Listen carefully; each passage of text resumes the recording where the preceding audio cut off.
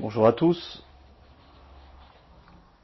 Je vais continuer l'enseignement sur l'amour de Dieu et j'avais fait une première partie qui s'appelait l'amour fondamental de Dieu et là on va continuer sur le même thème parce que pourquoi l'amour de Dieu, je précise bien de Dieu, est fondamental dans notre vie, c'est que tout ce que Dieu veut de nous sur terre, ce n'est pas que l'on fasse des œuvres, qu'on fasse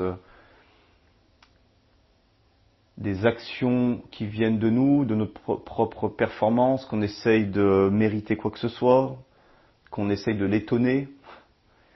Il veut tout simplement qu'on puisse aimer et l'aimer, comme le dit la parole. Mais notre Dieu sait très bien qu'on ne peut aimer, on ne peut l'aimer et on ne peut s'aimer si nous ne recevons pas, jour après jour, ce n'est pas une révélation, mais c'est jour après jour, constamment, dans notre quotidien, cette dose, entre guillemets, de son amour envers nous. La clé de toute action puissante du Saint-Esprit au travers de nous pour les autres va dépendre de la révélation que nous allons avoir de l'amour de Dieu envers nous, non pas que envers le monde, mais envers nous personnellement. Et la dernière fois, on avait plus parlé, entre guillemets, de ce mouvement de Dieu, le mouvement de l'amour de Dieu qui est constant dans le monde actuellement encore. D'accord ? Mais le but de tout cela, c'est que vous puissiez prendre cette révélation que Dieu aime le monde, a tant aimé le monde, que cette révélation devienne une révélation pour vous personnellement. Parce que beaucoup dans le corps du Christ disent oui, Dieu est amour, Dieu aime les gens, mais moi par contre, c'est plus compliqué. Parce que moi j'ai fait ça, moi j'ai fait ci, moi je suis comme ça, je réagis comme ça, je ne suis pas encore un chrétien parfait. Et parce que on considère le regard de Dieu sur nos vies comme nous-mêmes on se regarde. Et c'est ça le gros problème. Nous on se regarde dans la chair, on se regarde dans le côté charnel, extérieur, à nos défauts, nos échecs. Et quand justement on fait une bonne journée pour Dieu, là on pense que Dieu nous aime plus parce que nous-mêmes on est fiers de nous, entre guillemets. Et c'est là le gros piège parce que Dieu n'a rien à voir avec tout ce que je viens de dire là. Dieu ne nous aime pas et ne nous regarde pas par rapport à ce que l'on fait ou ce que l'on ne fait pas, ou autrement à notre chair, mais il regarde au travers de notre esprit. Et ça, on l'avait très bien expliqué dans un autre message. Donc Dieu nous regarde au travers de notre esprit. Et notre esprit est actuellement scellé avec le Saint-Esprit, et notre esprit est parfait. Donc Dieu nous regarde tel qu'il regarde Christ. Et c'est tellement important. Quand c'est marqué en Christ, ça veut dire en esprit. Et Dieu nous regarde en Christ. Et il nous aime en Christ. Donc, plus rien dépend, notre relation ne dépend plus de ce que nous faisons, mais notre relation va être fondée sur ce que Christ a fait, et nous, comment on va recevoir les bienfaits de ce que Christ a fait en nous identifiant à ce que Christ a fait, en disant tel il est, tel je suis. Donc si le Père a tant aimé le Fils, et il nous l'a montré dans les évangiles, sachez qu'il vous aime de la même façon. Et si le Fils a fait tellement de choses sur terre, parce qu'il se savait aimer par le Père. Voilà pourquoi l'amour de Dieu est fondamental pour notre vie. C'est pas juste encore, on rajoute une autre case dans nos révélations sur Dieu. Non, Dieu est amour, point. Arrêtons de rajouter autre chose à cette vérité. Dieu est amour. C'est sa nature. Et tout ce qui va découler de ça, sa justice, sa sainteté, même sa colère, même sa jalousie, comme la Bible dit, tout ce qui découle de ça découle de son amour. Ce n'est pas quelque chose qu'il est en plus. Il est amour et tout va découler de ça. Donc voilà, comme introduction. Et on va partager quelques passages, quelques versets que je vous encourage à méditer. Pas juste à écouter, écrivez-les. Je vous l'avais dit dans le premier message. L'amour de Dieu se reçoit aussi ce n'est pas les paresseux qui vont recevoir les révélations que Dieu veut nous donner, de son amour, de sa grâce. Il faut aller la chercher, parce que notre chair et tout ce qui est autour de nous, dans la pensée du monde, dans la parole qu'il y a dans le monde, dans tout ce qu'on entend 24 heures sur 24, est contraire à cette révélation-là. Donc, on a besoin d'être violents. C'est les violents qui s'emparent du royaume de Dieu. C'est les violents qui s'emparent de la révélation de Dieu. Donc, prenez du temps, disciplinez-vous, cherchez dans la parole, en lui demandant aussi de recevoir la révélation de son amour, jour après jour.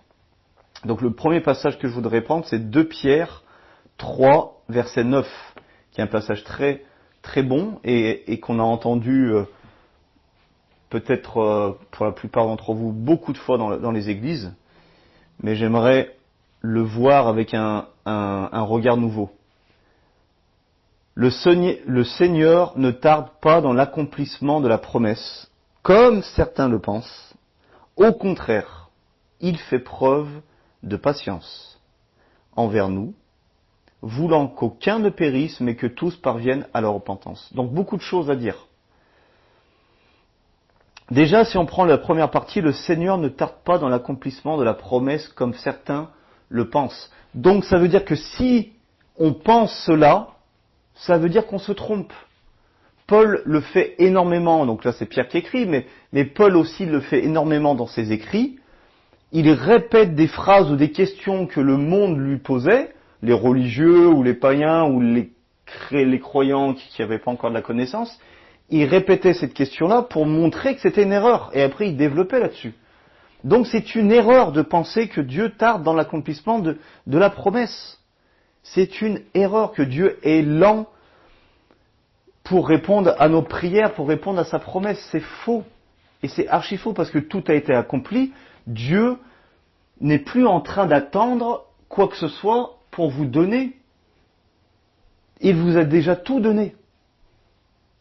Et pour moi, déjà ce passage-là, on peut s'en servir pour se dire, mes amis, cette doctrine qu'on entend dans l'église évangélique charismatique, parce qu'on pointe le doigt sur les protestants, on pointe le doigt sur les catholiques et sur toute autre chose dans les dénominations du christianisme.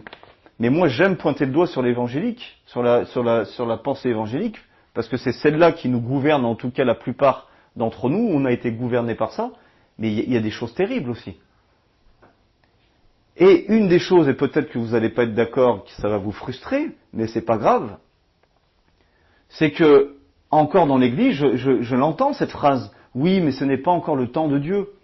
Je n'ai pas reçu ma guérison parce que ce n'est pas encore le temps de Dieu. J'ai pas pu vivre ou faire cela parce que ce n'est pas encore le temps de Dieu. Mais mes amis, si Dieu est en train d'attendre pour que nous recevions des choses qu'il nous a promis et qu'il nous a déjà données, c'est que l'évangile, vraiment, il faut revoir l'évangile, il faut plus lire ce qu'on lit. Parce que ça serait complètement faux alors. Mes amis, tout ça, tout ce que Dieu nous a déjà donné, Dieu n'attend plus quelque chose de notre part. La seule chose qu'il attend, c'est qu'on ouvre les yeux, c'est qu'on puisse avoir la révélation. Le Saint-Esprit, il attend que ça. Mais des fois, notre cœur est tellement endurci, notre cœur est tellement rempli d'incrédulité, rempli de crainte, de fausses doctrines, de toutes ces choses, et c'est ça qui nous empêche de recevoir ce que Dieu nous a donné. Mais Dieu n'est pas en train, il n'a pas un temps pour moi, pour vous. Non, c'est nous. Ça va dépendre de nous, de notre avancement, de notre recherche, de notre volonté, de notre foi, tout simplement. Si Dieu aurait un temps pour chacun d'entre nous pour recevoir des choses, d'où vient la foi ? Enfin, c'est pas d'où vient la foi. À quoi sert la foi, excusez-moi ? La foi, c'est bien, et on est bien d'accord, c'est bien cette main qui vient récupérer les choses que Dieu nous a données. Donc si Dieu attend, parce que c'est pas encore son temps dans nos vies de nous donner quelque chose, c'est que la foi ne sert à rien, on a juste à attendre. Il faut jeûner, prier, attendre, et c'est tout. Et c'est exactement ce que la religion prêche et disent aux gens. On s'étonne pourquoi il y a autant d'incrédulité et très peu de foi dans l'Église. Parce que les gens, ils sont passifs, ils attendent. Vous comprenez? Donc c'est pour ça, le Seigneur ne tarde pas dans l'accomplissement de la promesse quand certains le pensent. C'est faux. Mais, au contraire, il fait preuve de patience. Et la patience, c'est identifié dans Galates 5, 20, que vous connaissez, le fruit de l'esprit au singulier, c'est l'amour. Et tout ce qui va suivre, la joie, la paix, la patience, la fidélité, la bonté, la bienveillance, la maîtrise de soi, etc. Tout ce qui va sortir de ça, ça sort de l'amour. Le fruit de l'esprit, c'est l'amour. Donc la patience, mes amis, est un signe d'amour pour nous. Il est patient envers nous. Il est patient envers vous. La patience est vraiment un signe d'amour. Quand vous activez la patience dans votre vie pour quelqu'un, ça veut dire que là, vous êtes en train de faire preuve d'amour pour cette personne. Et c'est ça, le Saint-Esprit va nous emmener dans cette patience surnaturelle que le monde n'a pas. Et que les chrétiens charnels n'ont pas. Et que quand nous, on agit dans la chair, on ne maîtrise pas la patience. Au contraire, on va être impatient, on va être en colère, on va s'énerver. Ça, c'est l'œuvre de la chair, au pluriel. Parce que là, l'œuvre de la chair, il y en a tellement. Mais le fruit de l'esprit, il n'y en a qu'un, c'est l'amour. Et c'est cet amour-là qui va nous rendre patients. Et le Seigneur nous montre qu'il est patient envers nous, voulant qu'aucun ne périsse. Le terme périr ici, en grec, ça veut dire être détruit. Il ne veut pas qu'on soit détruit. Par quoi? Par le mensonge, par la tradition religieuse, par la tromperie du diable, par le légalisme, la loi, l'esclavage. Toutes ces choses, il ne veut pas qu'on vive dedans. C'est ça qui nous détruit. Le diable, il sait très bien qu'il ne peut pas voler notre salut.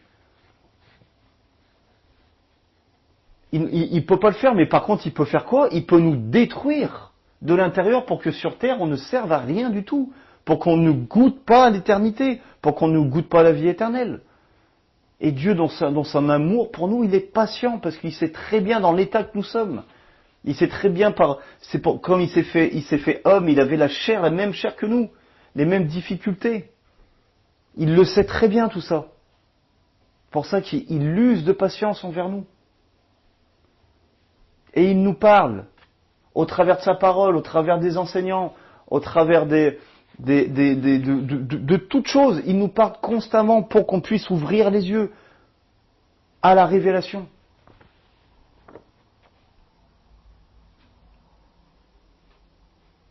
Donc Dieu, dans son amour et sa connaissance de toutes choses, comprend nos difficultés et notre lenteur à comprendre les choses. Nous, c'est pas lui qui est lent à nous donner la promesse, c'est nous qui sommes lents à comprendre, non pas par notre intelligence, cette connaissance naturelle, cette connaissance intellectuelle que l'Église, en tout cas occidentale, et on est en plein dedans, cette pensée gréco-romaine, on essaie de tout comprendre, on va chercher les informations le maximum. Non, c'est la connaissance révélée, le Saint-Esprit qui révèle à notre esprit. Ce passage, on l'a beaucoup pris aussi dans les églises pour dire, voilà, qu'aucun ne périsse, mais parvienne à la repentance. On pense que ce passage, il est fait pour les païens, mais on voit bien que Pierre, il parle de nous. Pierre, il envoie un message à l'église. Donc la patience de Dieu est aussi pour les cœurs endurcis des croyants, afin qu'ils puissent les toucher. Un cœur endurci, ce n'est pas Dieu qui a pas fait quelque chose. C'est nous qui avons sommé des choses dans notre cœur et qui endurcit à cause de l'incrédulité. Dieu n'a rien à voir là-dedans. Il ne peut pas plus nous donner ce qu'il nous a déjà donné. Nous avons la parole de Dieu entièrement. Rien que ça. Nous avons son esprit qui nous donne toutes choses, qui nous révèle toutes choses à chaque instant. Donc mes amis, c'est à nous de nous réveiller. C'est à nous d'aller chercher la révélation dans sa parole et la révélation de son amour, qui va ouvrir tellement de choses pour qu'on puisse goûter et vivre les promesses de Dieu. Et vous savez, quand moi, par exemple, juste de patience envers une personne, ce n'est pas moi qui dois faire quelque chose.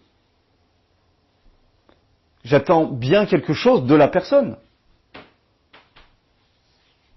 Donc, Dieu, c'est pas nous qui devons attendre quelque chose de Dieu, c'est plus Dieu qui attend quelque chose de nous. Donc, il est patient envers nous parce qu'il attend quelque chose de nous. Il attend qu'on ouvre les yeux. Et que notre cœur soit rempli de sa parole, rempli de bonnes semences, pour qu'il puisse enfin, que le Saint-Esprit puisse enfin nous parler.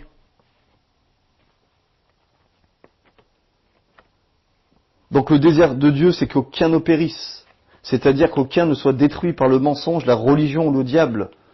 Son souhait est que nous parvenions à la repentance chaque fois que notre cœur s'y endurcit. La repentance est un don merveilleux de Dieu, c'est une preuve de maturité, c'est une preuve qu'on est proche de l'Éternel. La repentance, c'est quand voilà, on va enfin prendre la décision de dire je ne veux plus croire comme ça, je ne veux plus penser comme ça, je ne veux plus me laisser avoir par ces choses, parce que je sais, Seigneur, que tu m'as tout donné. La repentance, ça va nous emmener à l'humilité. Et l'humilité, dans la parole de Dieu, ce n'est pas de se dire oh je suis un pauvre pécheur, sauvé par grâce, moi je ne peux rien avoir, je suis humble devant le Seigneur, ça c'est de la fausse humilité. C'est pas de l'humilité, ça c'est de la... On s'apitoie sur notre sort. C'est complètement charnel de penser comme ça. L'orgueil, c'est d'être au-dessus de ce que Dieu dit. L'humilité, la fausse humilité ou l'apitoiement, c'est d'être en dessous de ce que Dieu dit. Mais la vraie humilité, c'est d'être d'accord avec ce que Dieu dit. Voici ce que c'est l'humilité dans la parole de Dieu. Et d'être humble pour Dieu, c'est quand lui, il dit oui sur quelque chose dans nos vies et que nous disions Amen. Ça, c'est la véritable humilité. C'est à chaque fois qu'on dit Amen. Si le Seigneur, il dit mon enfant, je t'aime, tu es une créature merveilleuse, il dit oh non, je suis un pauvre chrétien. Non, je ne suis pas assez bon, je ne peux pas accepter ça. Ben là, vous êtes ou orgueilleux ou vous êtes dans l'apitoiement. Donc vous êtes dans la chair dans tous les cas. Mais si vous dites oui, Amen à ce que Dieu dit, là vous êtes humble. Même si vous n'êtes pas convaincu. La foi, c'est pas d'être... La foi, c'est d'une conviction spirituelle de l'esprit. Mais peut-être dans votre cœur, dans vos pensées, vous dites non, je ne suis pas comme ça, mais parce que Dieu l'a dit, je crois, et je m'aligne, je dis Amen à cela. Et enfin, comprendre l'amour de Dieu.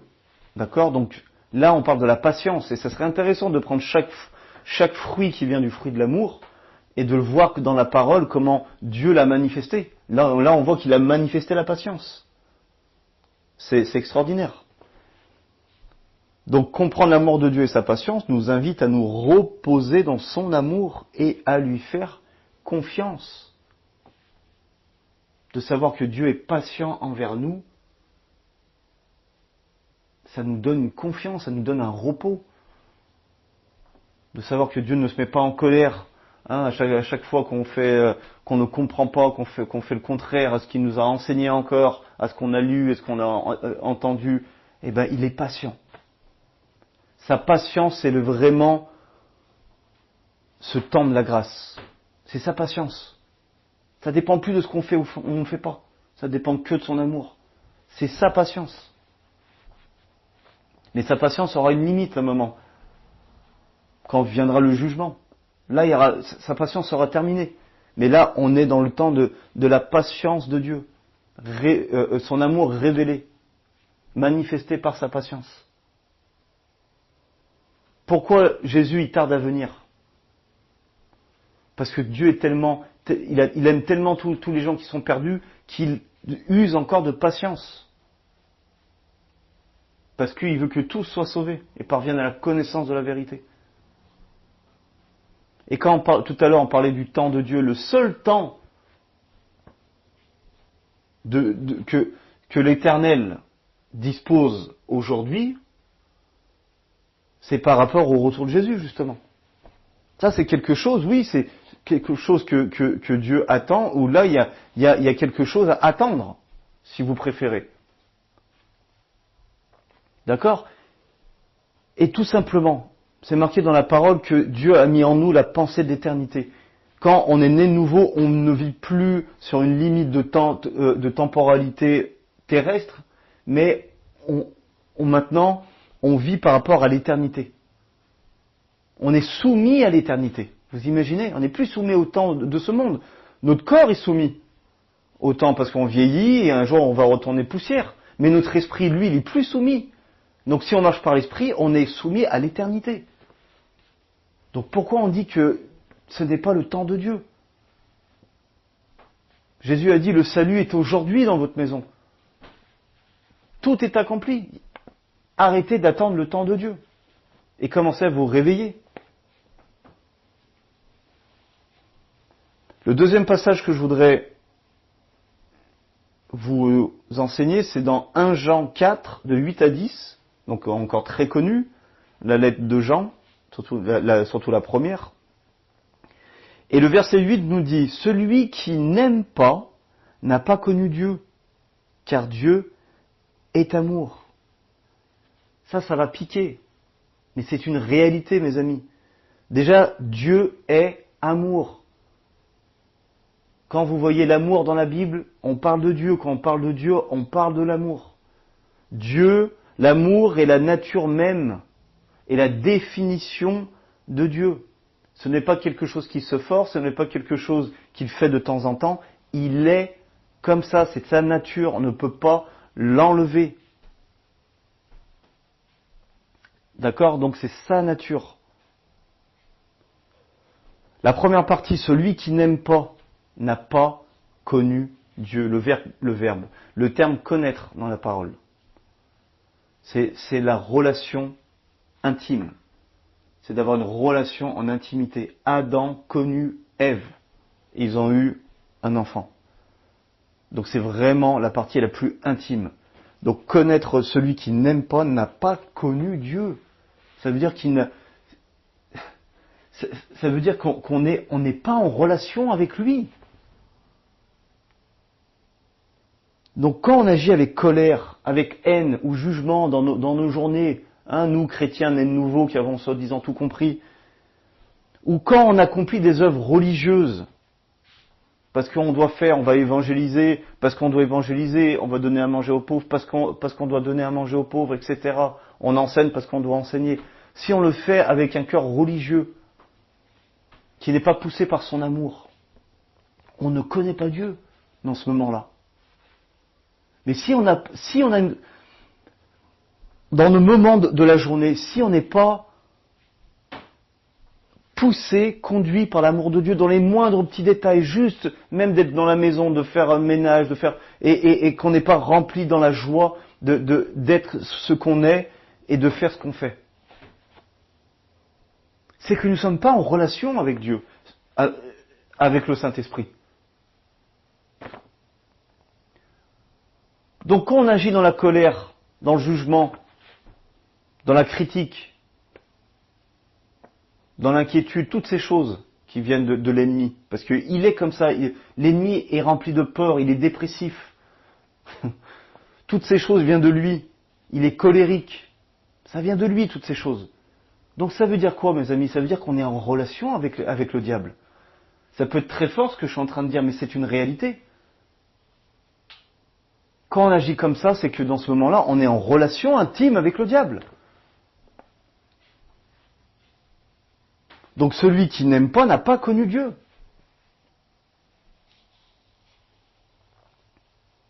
Regardez Matthieu 7, 16 à 23. Ça parle des faux prophètes. vous les reconnaîtrez à leurs fruits. Cueille-t-on des raisins sur des épines ou des figues sur des chardons? Tout bon arbre porte de bons fruits, mais le mauvais arbre porte de mauvais fruits. Un bon arbre ne peut porter de mauvais fruits, ou un mauvais arbre porter de bons fruits. Si ça c'est pas clair, Jésus il le répète. Donc il ne faut pas regarder à l'arbre, il faut regarder aux fruits. Tout arbre qui ne porte pas de bons fruits est coupé et jeté au feu. C'est donc à leurs fruits que vous les reconnaîtrez. Ceux qui me disent « Seigneur, Seigneur » n'entreront pas tous dans le royaume des cieux, mais seulement celui qui fait la volonté de mon Père qui est dans les cieux. Plusieurs me diront en ce jour-là, Seigneur, Seigneur, n'avons-nous pas prophétisé?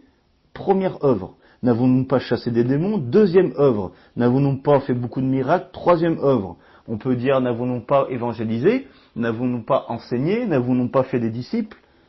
Alors je leur dirai ouvertement, je ne vous ai jamais connu. Retirez-vous de moi, vous qui commettez l'iniquité. C'est quand même très grave ce qu'on est en train de lire là. Déjà Jésus dit c'est ceux qui font la volonté de mon Père. J'ai introduit comment tout à l'heure la volonté de Dieu, ce n'est pas qu'on fasse quelque chose. Faire la volonté de Dieu, ce n'est pas une œuvre, une action, mais c'est d'aimer. Aime ton Dieu, aime ton prochain, aime ton frère et ta sœur, aimez-vous les uns les autres. Ce n'est pas une œuvre d'aimer. C'est une nature, c'est une nouvelle vie. C'est être, ce n'est pas faire. Donc tous ces gens qui ont fait des miracles, prophétisé et chassé des démons, ça veut dire quoi? Qu'ils ne le faisaient pas. Ils le faisaient au nom de Jésus, sûrement, parce que c'était bien des gens qui connaissaient Christ, enfin en tout cas le nom de Jésus, mais Jésus ne les connaissait pas, donc il n'avait pas une relation avec eux. Tout cela n'était pas fait basé sur la relation avec l'amour de Dieu. Vous imaginez? Pourquoi ce qu'on est en train de dire là, ce n'est pas un message de plus, oh l'amour de Dieu, ça nous fait des picotements dans le cœur, ça nous fait du bien et on continue notre vie. Non, on doit se remettre en question. On doit ouvrir sur la révélation, ouvrir nos yeux que la révélation de l'amour de Dieu est capitale, nécessaire. Elle est indispensable pour pouvoir dire que nous sommes enfants de Dieu et que nous sommes des disciples.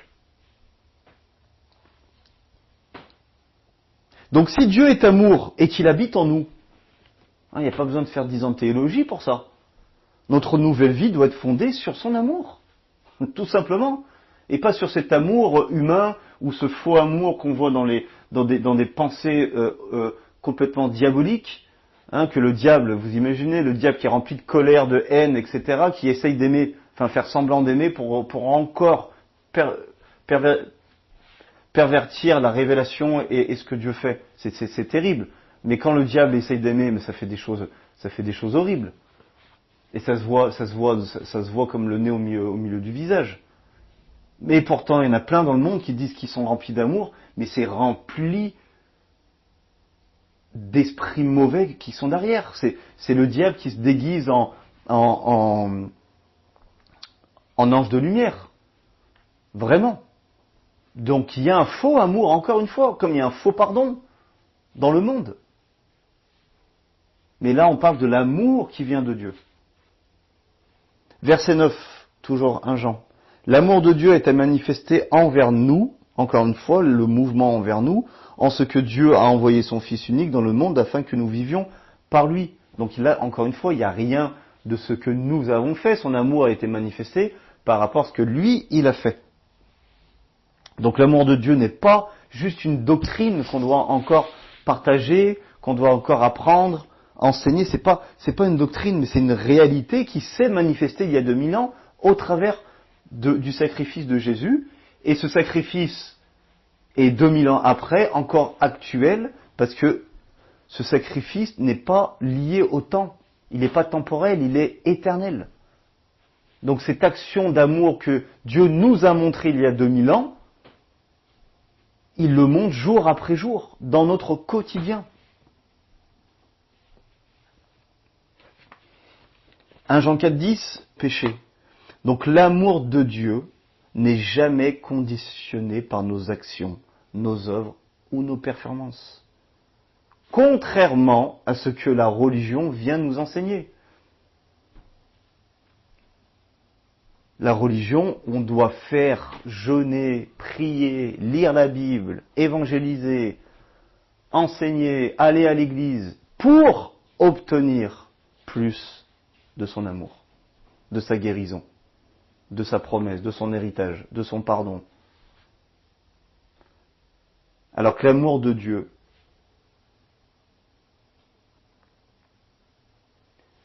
elle est manifestée par ce qu'il a déjà fait pour nous. Donc son sacrifice, sa provision, son héritage, sa délivrance, son pardon, sa guérison.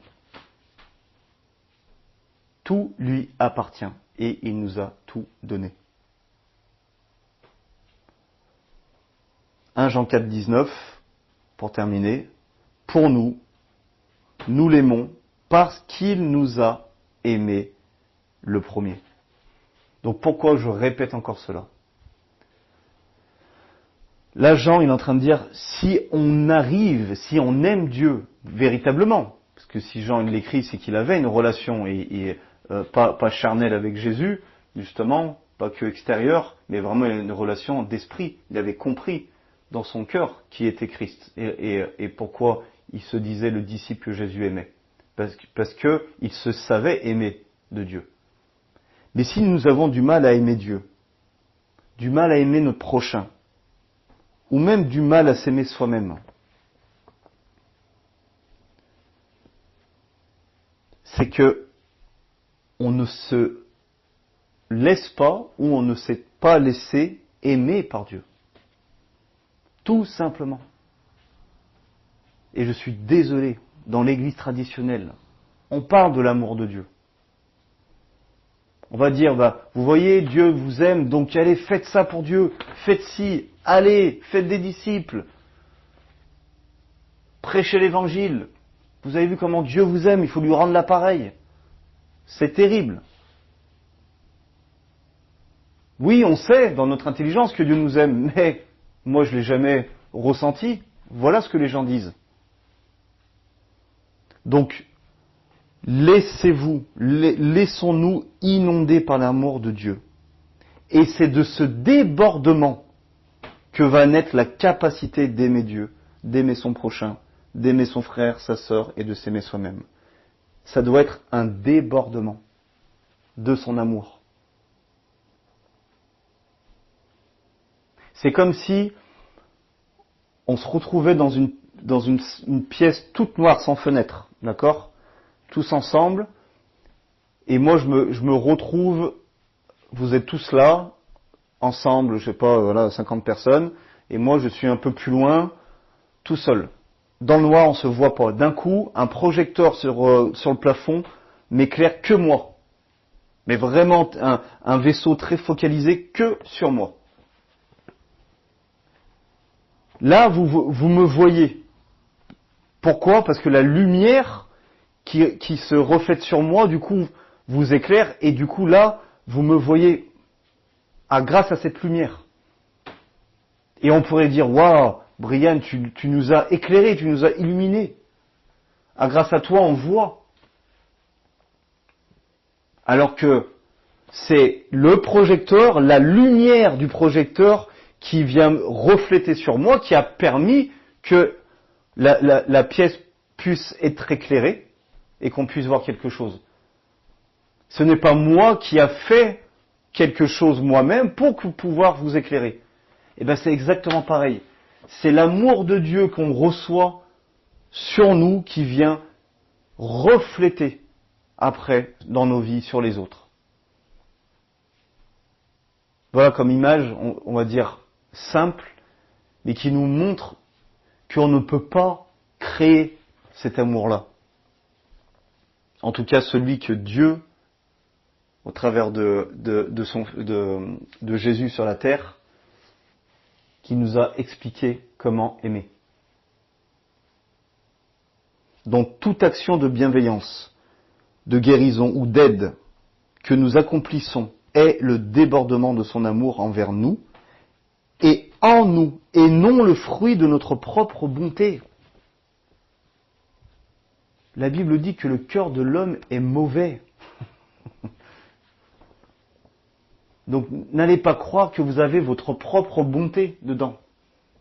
C'est Christ en nous qui fait cela. C'est sa bonté, c'est sa patience, etc. C'est ce fruit de l'esprit qui nous appartient.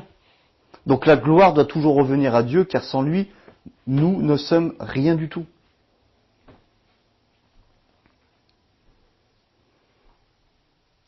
Prenons un troisième passage. Si déjà tout se passe bien pour vous quand vous écoutez cet enseignement, je prie vraiment pour que ces passages, comme je vous ai dit, que vous preniez du temps dessus, vous reméditerez, je vous enverrai aussi le fichier PDF qui a toutes les notes qui sont bien écrites. Comme ça vous permet de le lire, même si là sur YouTube vous avez les versets, mais comme ça vous aurez les notes et vous pourrez continuer à méditer et faire de ces révélations la vôtre pour pouvoir la repartager aussi, c'est ça le but. Ésaïe 49, 14. Si on disait, l'Éternel m'abandonne, le Seigneur m'oublie. Ouais, mais là, c'est parce que à l'époque, les Juifs, ils avaient le cou raide. Ils n'avaient pas de révélation de Dieu, Christ n'était pas venu. Voilà, ils disaient ça très souvent, Dieu l'Éternel m'a oublié. Ouais, c'est vrai. Dans l'Ancien Testament, on voit David, les prophètes, Moïse, tous l'ont au moins dit une fois. Mais c'est vrai que nous, dans l'Église aujourd'hui, plus personne ne dit j'ai l'impression que Dieu n'écoute pas mes prières. Dieu m'a oublié, il ne répond pas. Je ressens pas son amour, il m'a pas guéri. C'est vrai que ça, on l'entend jamais dans l'Église. Jamais, jamais. Cette phrase est une accusation. Et cette accusation, même si là c'est dans l'Ancien Testament, mais elle va révéler souvent une compréhension ou une incompréhension de l'amour de Dieu pour nous.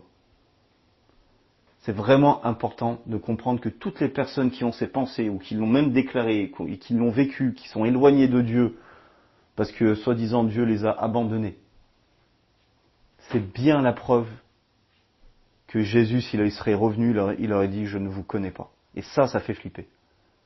C'est bien la preuve. Parce qu'une fois qu'on connaît, donc quand je dis connaît, c'est la connaissance révélée, qu'on a cette relation avec son amour, on ne peut plus avoir ces pensées.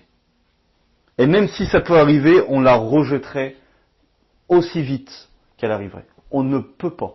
Même si demain il y a tout qui s'effondre dans notre vie, quand on goûte et on reçoit la révélation de l'amour de Dieu pour nous, on ne peut pas mettre sur le dos de Dieu et dire que Dieu m'a abandonné, Dieu ne m'écoute pas, Dieu me punit, etc.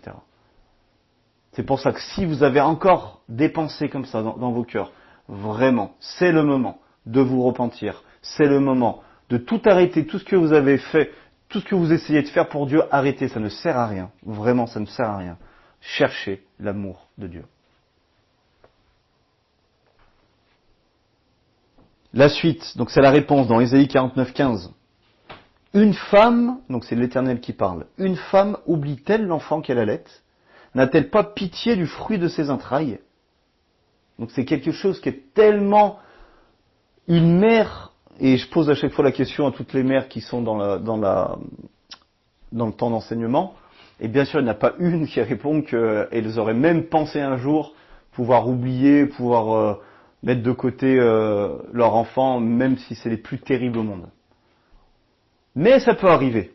Il y en a malheureusement dans le monde qui le font. Donc là, l'Éternel le dit, il met la barre très haute. Une mère qui peut oublier son enfant. Impossible. Et il dit, quand elle l'oublierait, même si elle va l'oublier, moi, je ne t'oublierai pas. Est-ce que vous croyez en la parole de Dieu? Vraiment, mes amis, quand l'Éternel dit ça, et là, bien sûr, on va dire, oui, c'est Ésaïe qui parle de Jérusalem, de Sion, mais si on connaît un petit peu la parole, on sait que tout ce qui est dans l'Ancien Testament, c'est une ombre de ce qui devait arriver, d'accord? Et Jérusalem, c'est une image de l'Église, de l'épouse. Donc, tout ce que disent les prophètes, soit Jérémie, Daniel, Ésaïe, tous ces prophètes, quand on parle de Sion, de Jérusalem, prenez-le pour vous, parce qu'on parle de vous. C'est très important. Donc le Seigneur, il dit, je ne t'oublierai pas. Luc 11, 13, Jésus va dire à peu près pareil. Il va dire, Père méchant comme vous êtes, vous donnez des bonnes choses à vos enfants. À plus forte raison, le Père qui est dans le cieux vous donnera le Saint-Esprit si vous lui demandez. Je crois que c'est ça, parce que je ne l'ai pas sous les yeux, mais ça dit exactement ça. Donc ça fait là cette fois, c'est la comparaison avec le Père qui donne des bonnes choses.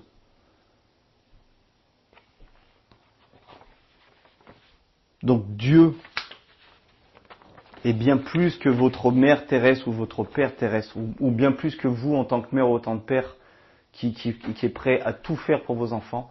Dieu, il ne faut même pas faire la comparaison avec ça. Il y a des gens malheureusement qui ont des mauvaises relations avec Dieu parce qu'ils prennent l'image de père ou mère ou parents qui les ont abandonnés. Donc c'est des traumatismes, mais ça c'est des guérisons que le Saint-Esprit après fait dans le cœur des gens. Mais on fait la comparaison avec des mauvais parents. Mais il y en a aussi, et le danger, donc il faut surtout pas faire la comparaison avec nos parents, hein, comme je suis en train de le dire, mauvais, mais même si c'était les meilleurs parents du monde, il faut surtout pas faire la comparaison non plus. Parce que comparer à ce que Dieu, l'amour de Dieu pour nous, mais c'est pas comparable.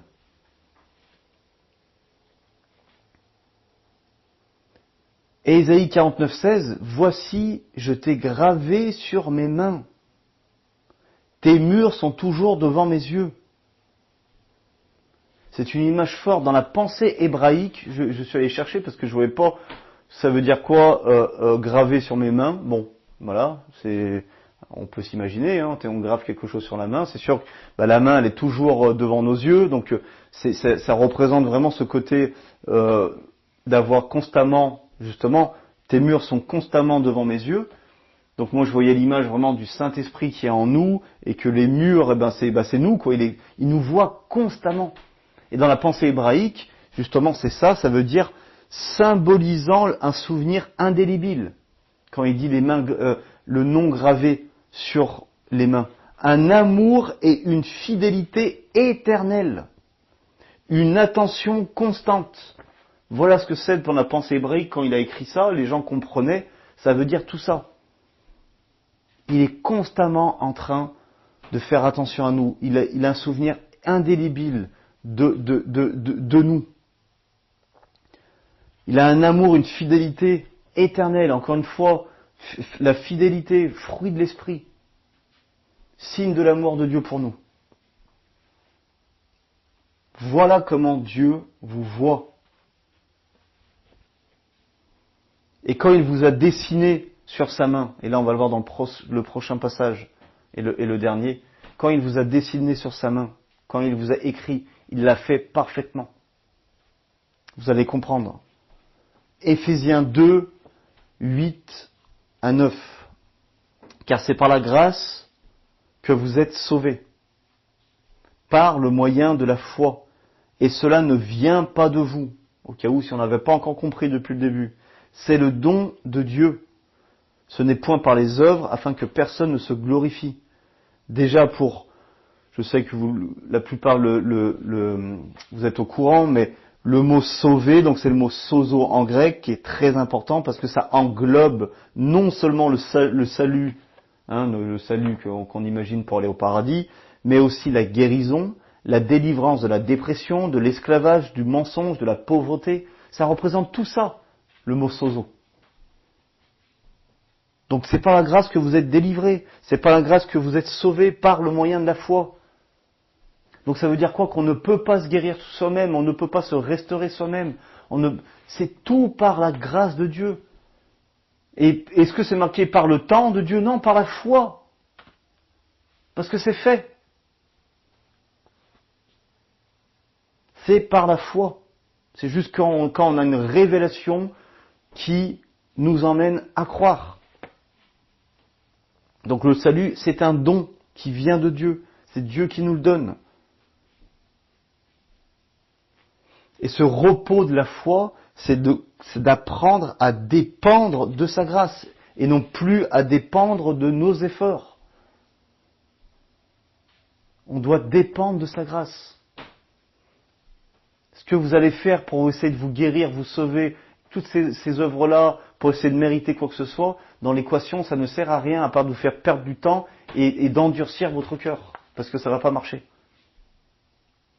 Et Éphésiens 2:10, la suite, car nous sommes son ouvrage, ayant été créés en Jésus-Christ, pour de bonnes œuvres que Dieu a préparées d'avance, afin que nous les pratiquions. En grec, c'est afin que nous marchions dedans.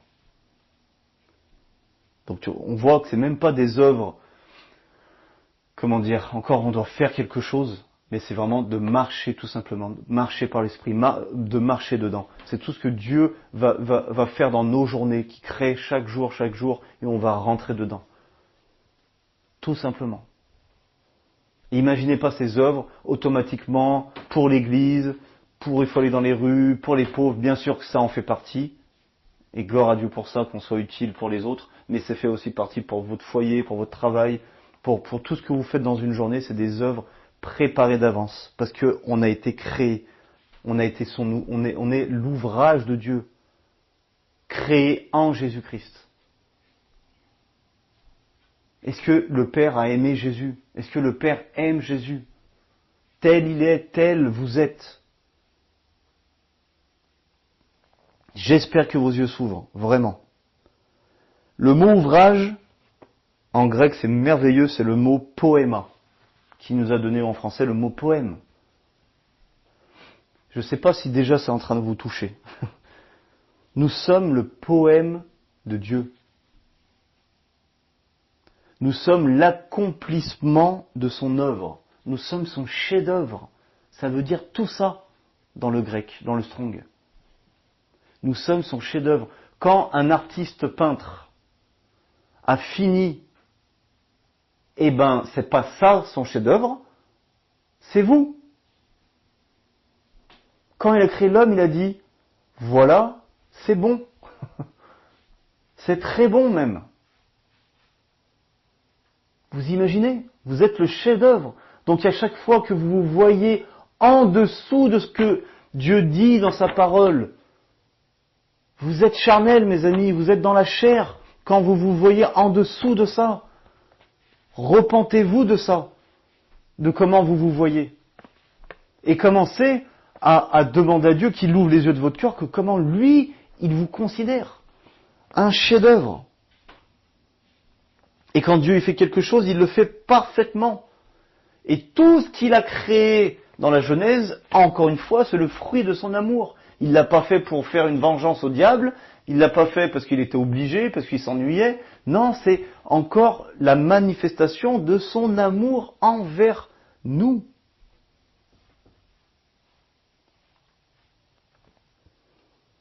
Et tellement qu'il nous aime, il a préparé de bonnes œuvres. Des fois, quand je vois les chrétiens œuvrer pour Dieu, vu la tête qui tire, je me dis, mais est-ce que vraiment ils sont en train de faire une bonne œuvre? Est-ce que c'est bon ce qu'ils sont en train de faire? Moi, pour moi, une bonne œuvre, c'est quelque chose que je vais rentrer dedans et que ça me fait plaisir. C'est très bon. D'aller en vacances, faire bronzer sur la plage, on ne tire pas la tronche. Excusez-moi pour l'expression, mais c'est vrai. On dit, c'est bon là. C'est une bonne œuvre. Et tout ce que Dieu nous donne, tout ce que Dieu nous a préparé d'avance et qu'on rentre dedans, qu'on marche dedans, c'est bon. Parce que tout ce que fait Dieu est bon. Et ce ne sont pas des tâches religieuses contraignantes, mais des choses qui sont bonnes pour nous et pour les autres. Tout à l'heure, on disait que Dieu il était patient. D'accord ? Signe de son amour, mais là c'est plus, on va dire, comment on va dire, pas le fruit de son amour, mais plus pour tourner la phrase, que Dieu il est impatient de nous les révéler, de nous voir les pratiquer à travers notre intimité avec lui. Ce côté quand on dit ouais, je suis impatient de donner ce cadeau à quelqu'un pour qu'il soit heureux de le recevoir, c'est dans ce sens-là. Et bien sûr, il ne peut pas aller plus vite par rapport à ce que nous lui laissons la place de recevoir. Mais Dieu, il veut tellement qu'on puisse vivre pleinement dans son héritage, pleinement dans toutes ses promesses. Il nous aime tellement qu'il veut qu'on puisse goûter à tout ce qu'il nous a donné. Donc voilà. On va s'arrêter là. Je ne sais pas combien de temps que j'ai fait, mais en tout cas, que le Saint-Esprit qui m'a donné cette envie, cette facilité à vous transmettre cela, puisse aussi vous toucher aussi simplement dans votre cœur. Et c'est pour ça que je veux prier maintenant pour vous, pour que si vous faites partie des personnes, et on en fait tous un peu partie, parce que l'amour de Dieu, on ne l'aura jamais à 100% sur terre, et même dans l'éternité, parce qu'on aura toute l'éternité pour le contempler, pour le recevoir, d'accord ? Donc il ne faut surtout pas se décourager, mais prendre la décision d'aller jour après jour chercher un peu plus de la révélation de l'amour de Dieu pour vous. C'est un fil rouge de votre vie sur terre. Est-ce que ça veut dire qu'on doit faire que ça ? Non, mais il faut que ça soit quotidien. Père, je te remercie pour ta grâce. Je te remercie pour ta fidélité. Je te remercie pour ta patience envers nous. Je te remercie parce que tu ne nous juges pas. Tu nous aimes et tu veux encore manifester ton amour, qui est ta nature, qui est ta personnalité. Je prie maintenant pour tous les cœurs qui écoutent ce message, pour qu'ils soient transformés. Non pas par mes paroles, par ce que j'ai dit, mais par ta parole, par ton esprit. Parce que c'est ton esprit qui maintenant révèle, témoigne à leur esprit que tu les aimes, qu'ils sont enfants de Dieu,